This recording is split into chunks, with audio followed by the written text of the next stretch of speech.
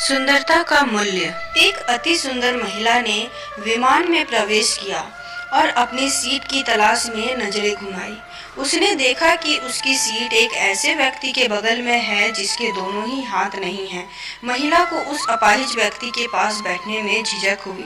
उस सुंदर महिला ने एयर होस्टेस से बोला, मैं इस सीट पर सुविधापूर्वक यात्रा नहीं कर पाऊंगी क्योंकि साथ की सीट पर जो व्यक्ति बैठा हुआ था उसके दोनों हाथ नहीं हैं। उस सुंदर महिला ने एयर होस्टेस से सीट बदलने हेतु आग्रह किया। असहज हुई एयर होस्टेस ने पूछा, मैम, क्या मुझे कारण बता सकती हैं? सुंदर महिला ने जवाब दिया, मैं ऐसे लोगों को पसंद नहीं करती। मैं ऐसे व्यक्ति के साथ बैठकर यात्रा नहीं कर पाऊंगी। दिखने में पढ़ी लिखी और विनम्र प्रतीत होने वाली महिला की यह बात सुनकर एयर होस्टेस अचंभित हो गई। महिला ने एक बार फिर एयर होस्टेस से जोर देकर कहा कि मैं उस सीट पर नहीं बैठ सकती, मुझे कोई दूसरी सीट दे दिया जाए।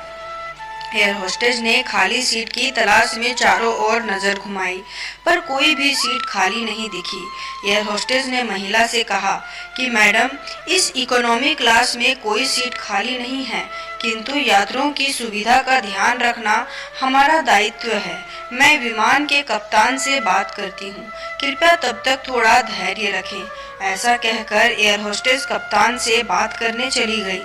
कुछ समय बाद लौटने के बाद उसने महिला को बताया, मैडम, आपको जो असुविधा हुई उसके लिए बहुत खेद है।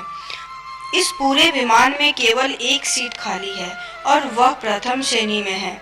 मैंने हमारी टीम से बात की है और हमने एक असाधारण निर्णय लिया। एक यात्री को इकोनॉमी क्लास से प्रथम श्रेणी में भेजने का कार्य हमारी कंपनी के इतिहास में पहली बार हो रहा है।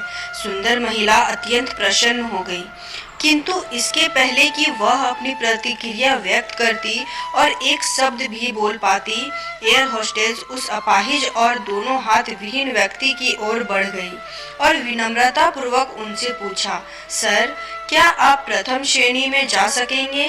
क्योंकि हम नहीं चाहते कि आप एक ऐसे अशिष्ट यात्री के साथ यात्रा करके परेशान हों। यह बात सुनकर सभी यात्रियों ने ताली बजाकर इस निर्णय का स्वागत किया। वह अति सुंदर दिखने वाली महिला तो अब शर्म से नजरें ही नहीं उठा पा रही थी।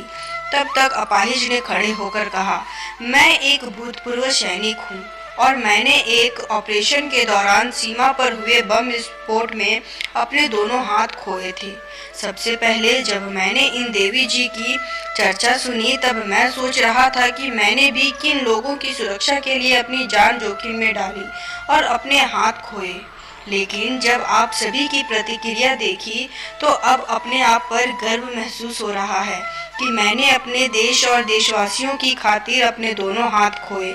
और इतना कहकर वह प्रथम श्रेणी में चले गए।